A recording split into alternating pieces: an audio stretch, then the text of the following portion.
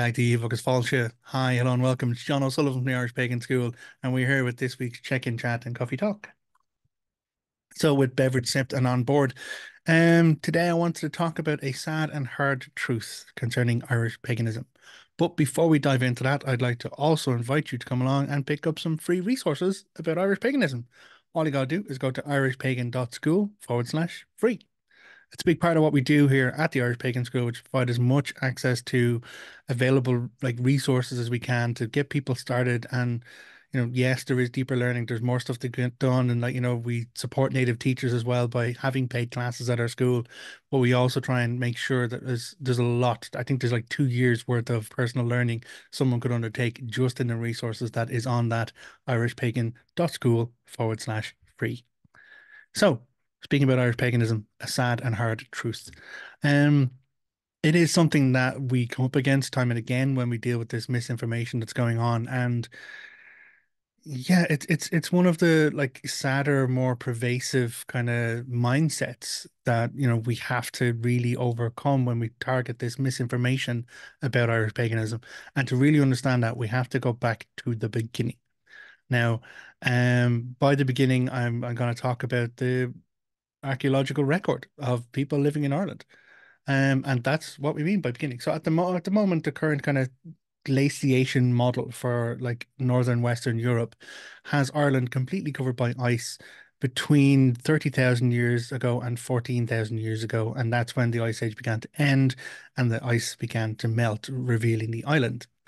But scientific discoveries have added question marks to all of those dates. Two amazing kind of women. I have their names here in front of me because I wanted to actually make sure I'm naming them. It's Ruth Carden and it is Marion Dowd. Yeah, there we go. Ruth Carden and Dr. Ruth Carden and Dr. Marion Dowd. And these two archaeologists were studying previous finds of bones, fossil bones and such that were excavated from caves. The first was from 1902, a cave in County Clare, and there was a bare bone that they were assessing again, and they found that it had butcher marks on the bare bone. And when they carbon dated it, it came out that it was 14,000 years old, which pushed back the occupation of Ireland of people, harvesting and kind of using tools in Ireland by 2,500 years at that point. Since then, Ruth Craden, carrying on the work, has found a reindeer bone from County Cork, which again radiocarbon dated it, pushes it back to 30,000 years ago. So we have proof of people living, hunting, and butchering animals, using tools. And again, flint tools, sure, but we have early humanoid tool using occupation in the island 32,000 years ago, I think it is. Um, and so that pushes the date back more than 20,000 years for the current model that we understand things are. So it's proof that Ireland existed. It's proof that the island, had life on it. It's proof that people were here living and pursuing their lives and engaging in tool use. So it's not early hominids. We're not dealing with we're dealing with the first kind of maybe Homo sapiens, maybe Homo neanderthals. The first tool use was actually with Homo erectus, which I studied when I was in school. So the early kind of hominids, we have proof of their existence on the island of Ireland. Now, we then go from there to the mythology and the stories that we have written down about the various tribes that came into Ireland. The time frames of the tribes we can kind of map about based on what they're doing. So a lot of the early stories of the tribes coming into Ireland talk about it being a primeval forest, a primordial forest. And they talk about the great deeds that were done in clearing vast swathes of forest to make room for plains, to make room for agriculture, or digging out kind of lakes and rivers in order to kind of provide irrigation on the landscape. And that is some of the older stories. That is actually pre-Tuatha Dan and pre-Milesians. There's actually talk of the Partholonians, which are pre-Numidians, doing that on the island.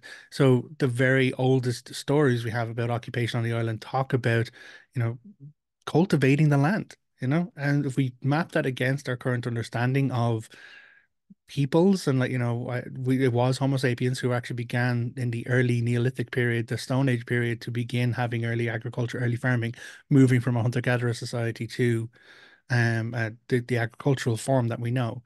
Of course, this then leads to a growth in different societies, and we have 3,000 years BC before Common Era, we have the building of the Passage Tomb in Newgrange.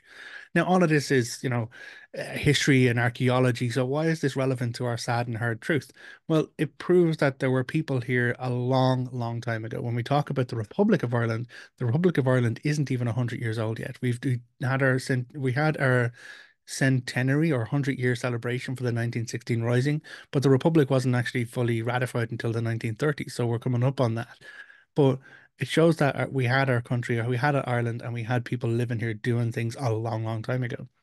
So, of course, the mythological time frame, and some of the later mythological stories, when we move into the Ulster cycle, are mapped against the biblical stories because they were written down by the hands of the people of the new faith or Christians in Ireland. But even though they were documenting their own kind of monasteries and everything else, there was still these older stories written in these manuscripts, like the Great Book of Lecan, the Yellow Book of Lecan, the Book of Fermoy, Lara na Hudra, the Book of Leinster, Book of the Dun Cow. These are all manuscripts that come from the medieval period. And though some of the manuscripts themselves are carbon dated to between the 11th and 14th centuries, the language, the script written in it, we can actually date older than that to the 8th and 9th centuries, linguistically speaking. And we know that there was kind of copying and recopying done of these manuscripts in monasteries to preserve them over time. So the stories are old, and that's again, we go from 3,000 years before Common Era with the building a new Grange, and then we've moved up to 900 to 800 to 900, linguistically speaking, in the medieval period, writing down these stories. But before that, in the 6th to 700s is when we actually have the first kind of arrivals of Christianity into Ireland. And we have this a Pope kind of puts a bishop in charge, a guy called Palladius, who's then set to kind of bring Christianity to like the people of Ireland or the Scotty people, who are said to be here as well. Um, yeah, this is a whistle-stop tour through history, so I'm not going to take you down many rabbit holes. I'm probably going to cause many questions.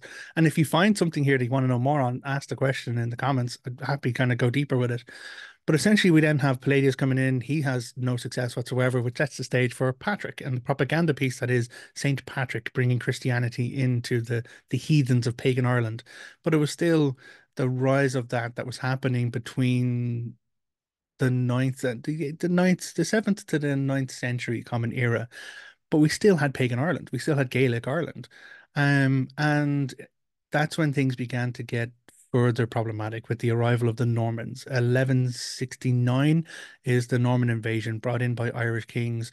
A guy called Richard de Clare or Strongbow is brought over to support the failing power of one particular king. But that guy pretty much set the stage for a full-on Norman invasion, which then leads to when the Normans kind of lost power. The Normans were a dominant force in the island of Britain, but then when they lost power to the Saxons and the Anglo-Saxons, that led to the power kind of flowing over into Ireland as well, which of course sets the whole stage for the ongoing occupation of our country. We get to the 1600s when we have a thing called a part in history known as the flight of the Earls, because of the continued pressure, because of the intentional eradication of Irish culture, by very harsh laws, by very harsh kind of taxations and all the rest of it. There was even taxations put on linen because a sign of Irish cultural wealth was how much linen you had in your clothing. If you go to any of the museums, you'll see that there's lads with these big, mad kind of like almost like cheese wheel size hats. That was a display of like cultural wealth because they had enough linen to make that very wide brimmed hat. Or they would have extra layers of really long sleeves in their garments, again showing that they had a cultural wealth. And so, yeah, taxation was actually levied on linen in order to undermine that display of Irish cultural or Gaelic cultural wealth. Um, and it seems like well, yeah, we're just targeting for it was specific. It was specifically targeted, and we have the shift and changes in the laws. It became illegal to have a bard hosted in a noble Irish household. They can actually get censure. And why would you make bards illegal if not to prevent the stories of the culture being told? And so that all leads to the flight of the Earls in the 1600s, which is it's said to be the end of Gaelic Ireland, with the removal of the last of the Irish nobility.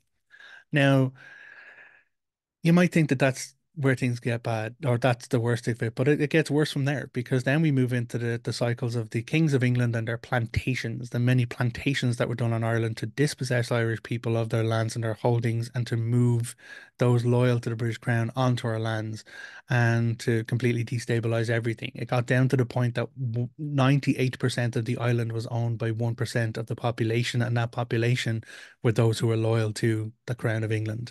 And it was a systematic, intentional deconstructing of any kind of culture, any kind of like everything. And that's where all the propaganda comes in about the savage Irish, and the dangerous kind of idiots and all the rest of that, which then sets the stage, these plantations, for the Gorta Mór, the Great Hunger, which, of course, listed as a famine. It was a potato blight that came in, but it wasn't about the potato blight. It was about the power structures in England in the 1840s to 1850s. Um, because there was vast amount of crops grown here in Ireland, but all of which was being exported to feed or the pockets and purses. It wasn't even to feed people. It was actually for the profits of the landlords, the English landlords over in Britain. So people starved. People absolutely starved and died. People ate grass in order to survive. And those who could gather enough funds to send family out of Ireland to other countries did the best they could. And that's where we get the stories of the coffin ships in the 1850s and onwards, where we have vast amount of immigration and the population of Irish people went from, I think it was somewhere in the region of 14 million to less than one. Um, so that's the 1850s. But before like that, like mass exodus of people into like places like the Americas, places like the Caribbean, places like Australia, um, Irish culture had already been under siege for 200 years or more. You know, it's rough and harsh stuff. We then have the struggle for independence that comes around in the 1900s, the 1916 Rising, as I mentioned, which comes off the back of a lot of development from things like the Gaelic League, which was people trying to explore the ancient stories, people going back to the manuscripts, these old kind of manuscripts, and pulling out those old stories and questioning them and looking at them and retelling them. Um, as much as there's problems in Lady Gregory's work, it's still it's a romanticized version of the stories, absolutely, but it still set the stage for the awareness that there was Irish culture before the English eradication, before this, oh, they're just dumb savages and paddies and micks and whatever else. Like the expression of our art, the expression of our culture, the expression of our stories and the detailed elements of it, and everything else that was woven within those stories, the education that came with those stories really kind of solidifies why the bards were made illegal. Because if you know the stories of your powerful ancestors, if you know the stories of your culture, if you have stories of your own kind of heroes, that inspires a people to be who they are and not be what other cultures tell them that they are. So Ireland was time and again targeted, from the six, 700s by Christian kind of occupation, and oh, we need to kind of deal with this spirituality circumstance and a propaganda piece that's Patrick, right the way through to the power structures and the political invasions and colonizations that happened from the Normans through the Anglo-Saxons through to the English dominance and the plantations. So the sad and hard truth is that there is no unbroken line of Irish paganism. None. The Druids were eradicated, the bards were undermined and eradicated. Everything was systematically targeted to destroy Irish culture, Irish cultural identity, Irish kind of knowledge and information to push it aside so that a people, an entire nation of people could be dominated. And that happened successfully. And it's sad and it's hard and it's true. Because we can show from the history. I've listed you off the dates and the facts. I can provide you with the resources. I'll put a link to a blog post I wrote on this, which provides more information to resources. Um, it's a sad and hard truth. And so anyone who presents themselves as, descendant of the royal bloodline, holding the ancient truths of Ireland, anyone who claims to have been exported with the traditional heritages handed down through their ancestors is full of shit. I'm sorry. Or if they aren't full of shit, I have never met one who I can't systematically prove is full of shit very quickly. Because pagan Ireland was disappearing from the ninth century. And the life expectancy of people, even if we don't want to take it to the ninth century, if we take it to the 1850s, with the Gorta Mór, the life expectancy of people in Ireland was down to like 20 or 30 years old. So we go from the 1600s with the flight of the Earls to the 1850s, life expectancy somewhere between 20 and 30. That's still 200-year gap. That's between, let's say, conservatively, 8 generations of people. Even if people did live to like, 40 or 50, they got to be old. It's still 4 generations of people covered in 200 years. So, yeah, that's the sad and hard truth. There is no unbroken line. There is no secret druid lineage that exists. There is no royal special blood thing, or DNA thing. Frustrating as that might be, though, it's not all sad news. Okay? It's not all sad, bad, gloom news because as I said, the Gaelic revival showed us that there was information we could go back to. There was old stories that we can kind of dig out. We can go back to these manuscripts. We can try and translate them. We can try and piece them out to get an understanding of what our pre-Christian Ireland was like, our pre-colonized Ireland was like. And it was beautiful. It was amazing. It was abundant. It was also just. The Brehon laws is one of the most extensive law systems that existed with everything from like, your rights in your societies based on your class, based on your lineage, everything down to, the honor price that would be paid if harm was damage was done to property, people, or anything like that at all. Even down to different types of marriages. There was a whole range of different types of marriages, everything from, a year and a day marriage all the way up to marriages of equals at like higher power structures, which were recognized and supported within the legal structures, all of which as well, it wasn't punitive justice, it focused on restorative justice. So if someone actually like caused damage to someone else's property, they had to work off that damage. They had to kind of make sure it wasn't like they get their hand cut off and they're put away or they're like put in prison or they're killed. They had to actually make do. They had to either like cover with a price, they had to pay off a bounty or not really a bounty, like they had to pay off milch cows, cattle really to pay off a lot of it. But there was prices to be paid to restore for the loss. So the Brehon, like that area of our culture was absolutely fucking fascinating and amazing. All of which existed before like maritime law, which is the current kind of law that predominantly kind of sits around the world. Um, so there is a lot that we can go back to. There's a lot that we can pull out and we can explore. But what has happened in the intervening years is that other kind of cultural influences come in, and as people try and rebuild or kind of find like native spirituality, what has unfortunately happened is that stuff has been imported. Stuff has been brought into the island, and you end up with then prayers from different cultures, but with just Irish gods or goddesses like shoved on top of them, or practices from other cultures, like cobbled in or mishmashed in to have some kind of spiritual practice that is non-Christian on the island. And in some cases, it's good enough. It's good enough for some form of personal spiritual practice. But for us here at the Irish Pagan School, we look at Ireland, we look at the beauty of our country, we look at the beauty and amazing like culture that existed here before all of the occupations, before all the colonizations, and we believe that good enough isn't good enough.